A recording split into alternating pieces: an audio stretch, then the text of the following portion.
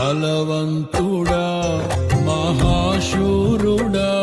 పలు శోధనలలో నా తోడై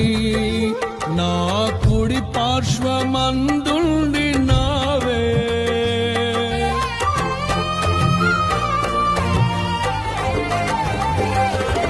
నీ మహిమకై